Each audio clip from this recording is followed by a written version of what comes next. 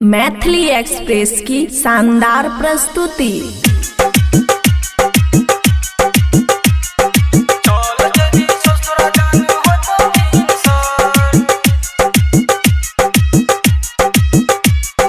खुशी recording studio बलुआहा। अइलो तोर बराती हमरा लागे छे गे डर,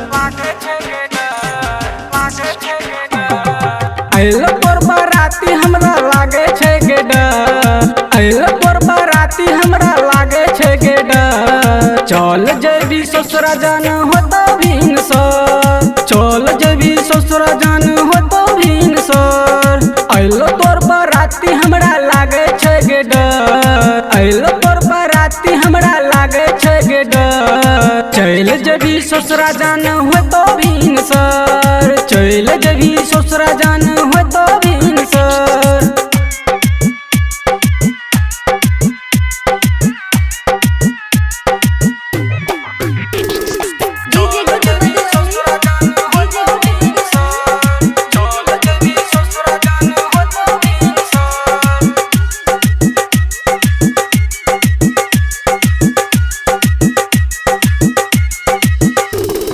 मेहंदी लगाई बजान पर तो सिनूर गे, फेरू जान हो जाइबा हमरा से दूर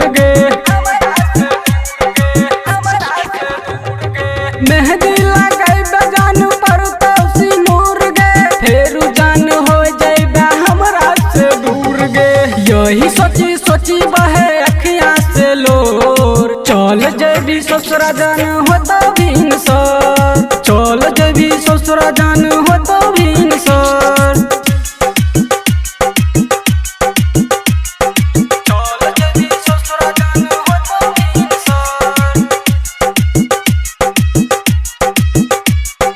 खुशी रिकॉर्डिंग स्टूडियो बलुआहा। मिथुन मासूम के चल जेबी साथ गे, राइटर बिरजू के छोड़ दभी हाथ गे। देवेंद्र सुबोध के चल जेबी साथ गे, राइटर बिरजू के छोड़ दभी हाथ गे। गणेश अभी कहो जेबी चंदन ओ, चल जेबी ससुरा जान होतो भीन सर, चल जेबी ससुरा जान होतो भीन सर। खुशी रिकॉर्डिंग स्टूडियो बलुआहा।